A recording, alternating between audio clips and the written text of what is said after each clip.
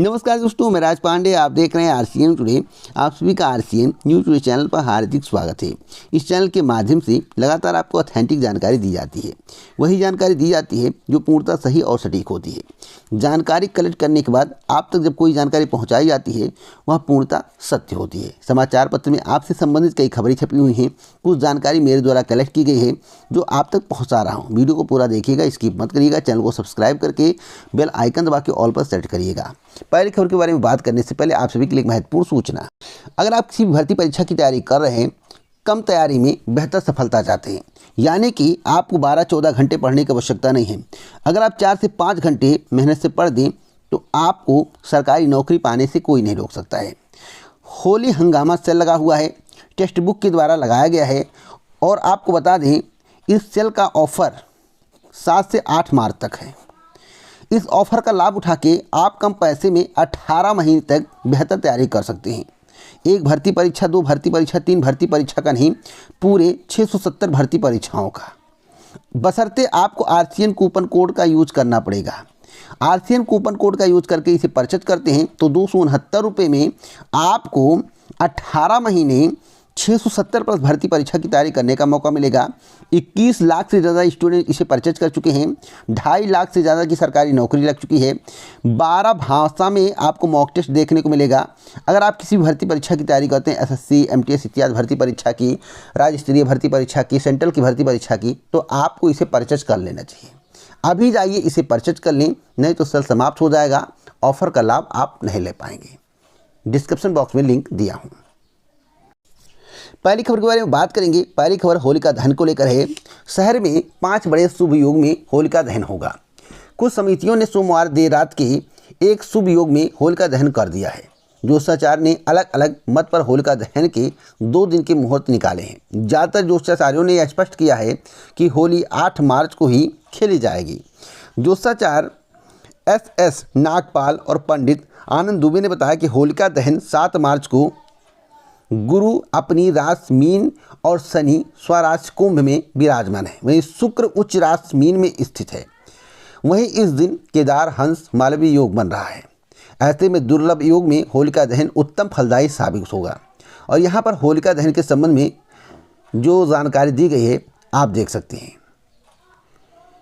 5 बड़े शुभ योग में दहन रात 8:37 तक। 7 मार्च को होलिका दहन का शुभ मुहूर्त रंगों की होली 8 को मनाई जाएगी। तो 8:37 रात शुभ योग बताया गया है। आज शाम 6:10 से ही होलिका दहन शुरू हो जाएगा। अगली अपडेट है, अध्यक्ष नहीं तो उच्च शिक्षा मंत्री करेंगे परीक्षा पर चर्चा। बैठक में उठेगा असिस्टेंट प्रोफेसर के 1017 पदों पर भर्ती का मुद्दा। मैं आपको बताना चाहता हूं, यह भर्ती अभी कंप्लीट नहीं हो पाएगी। स्पष्ट जानकारी मैं आपको दे रहा हूं, इसमें कोई हिल्ला हवाली नहीं कर रहा हूं। सत्यता यही है कि अध्यक्ष का कार्यकाल 6 फरवरी 2023 को पूरा हो चुका है और सदस्य के 6 में से 4 पद खाली हैं। इस स्थिति में इस परीक्षा का आयोजन हो पाना संभव नहीं है। अगर आप 1017 भर्ती परीक्षा से ताल्लुकात रखते हैं तो आपको अभी लंबा इंतजार करना पड़ सकता है। नए आयोग के गठन के बाद क्या होगा, आगे मैं अपडेट दूंगा। अगली अपडेट है क्रेट को लेकर। क्रेट के लिए 20 दिनों से आवेदन चल रहा है। 3125 पंजीकरण अब तक हुए हैं। अगली अपडेट है एमटीएस भर्ती को लेकर।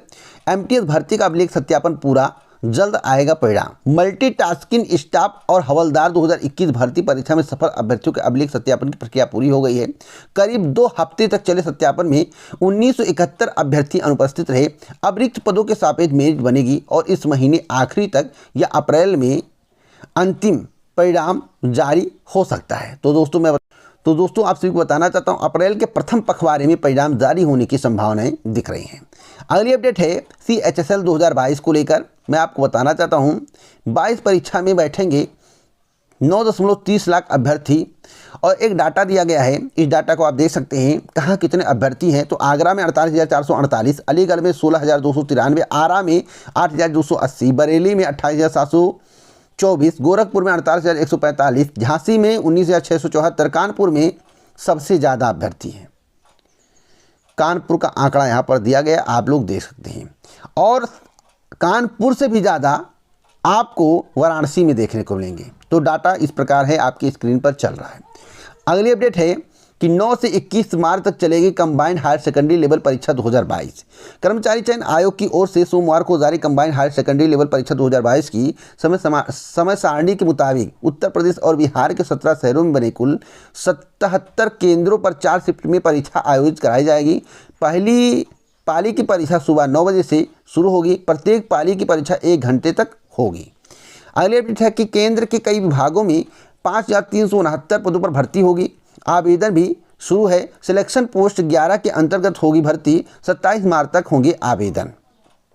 तो आप एसएससी के अधिकारी वेबसाइट पर जाकर इस नोटिफिकेशन को देख सकते हैं। अगली अपडेट है हरियाणा की, और हरियाणा की मैं आपको सबसे बड़ी अपडेट बताने जा रहा हूं। हरियाणा कर्मचारी चयन आयोग के पोर्टल पर टीजीटी पदों के आवेदन में अभ्यर्थियों को आ रही है दिक्कत। आयोग के व्हाट्सएप नंबर और टोल फ्री नंबर पर कॉल करने से भी नहीं हो रहा है समाधान। ऐसा क्यों, मैं आपको बता दूं।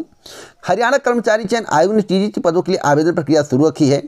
ये आवेदन ऑनलाइन भरे जा रहे हैं। कुछ पदों के लिए अभ्यर्थियों को फॉर्म भरने में दिक्कत आ रही है। कई अभ्यर्थियों ने बताया कि टीजीटी के लिए एसएसटी पद के लिए आवेदन करने में दिक्कत आ रही है। एक अभ्यर्थी ने बताया कि उसके पास एस्टेट 2022 वैध प्रमाण पत्र है। वह बीए और बीएससी सोशल स्टडीज पास है। कैटेगरी नंबर 17 के लिए जैसे ही वह अपना प्रोफाइल भरता है, अपनी सभी योग्यताएं भरता है, उसके बाद जैसे ही एसएसटी पोस्ट सेलेक्ट करता है तो पोर्टल पर लिखकर आ जाता है कि आपके पास अतिरिक्त योग्यता नहीं है। इस समस्या का समाधान अभी तक नहीं किया गया है, और जब तक इस समस्या का समाधान नहीं होगा तब तक आवेदन नहीं हो पाएगा। तो मैं आपको बता दूं, संस्कृत के आवेदकों को दोबारा आवेदन की ज़रूरत नहीं है, ऐसा जो है भोपाल सिंह खदरी का कहना है। और आपको मालूम होगा कि भोपाल सिंह खदरी हरियाणा कर्मचारी चयन आयोग के अध्यक्ष हैं। टीजीटी साइंस की समस्या ठीक करवाई जा रही है और टीजीटी एसएसटी का समाधान करेंगे, तो ऐसा अध्यक्ष का कहना। तो अध्यक्ष ने जब कह दिया है तो समस्या का समाधान हो जाएगा। अगली अपडेट है कि 2120 अभ्यर्थियों के बायोमेट्रिक निशान का नहीं हो रहा है मिलान। इसका मतलब है कुछ गड़बड़झाला जरूर है। हरियाणा पुलिस की 5500 सिपाही भर्ती में फर्जीवाड़े की आशंका बढ़ गई है। 2120 अभ्यर्थियों के बायोमेट्रिक निशान नहीं मिल रहे हैं। अब हरियाणा कर्मचारी चयन दोबारा से इसकी समीक्षा कर रही है। आगामी 2 से 3 दिन में आयोग यह साफ कर देगा कि इनमें से डाउटफुल अभ्यर्थी कितने हैं और कितने फर्जी हैं। यह सब क्लियर होने के बाद ही इस भर्ती को कंप्लीट कराया जाएगा, अन्यथा इस भर्ती का भविष्य अधर में दिख रहा है मेरी जानकारी के अनुसार। तो अगर किसी भर्ती में धांधली होती है, पुलिस भर्ती की अगर हम बात करें, धांधली होती है, दूसरे व्यक्ति को परीक्षा में बैठाया जाता है और बायोमेट्रिक निशान नहीं मिलता, तो इसका मतलब है कि बहुत बड़ा घोटाला है, बहुत बड़ा गड़बड़ है। अब उनको चिन्हित करके उन्हें बाहर किया जाएगा। साथ साथ मैं बता दूं, अभी तक सरकार के द्वारा ऐसा कोई एक्शन नहीं लिया गया है कि समस्या का समाधान हो जाए। जांच पड़ताल होगा, जांच पड़ताल में क्या निकलेगा यह देखने वाली बात होगी। अब बात करेंगे यूपी SSSC से आने वाली भर्ती के बारे में। आपको मालूम होगा कि यूपी SSSC को कई भर्तियों का अध्याचन प्राप्त है।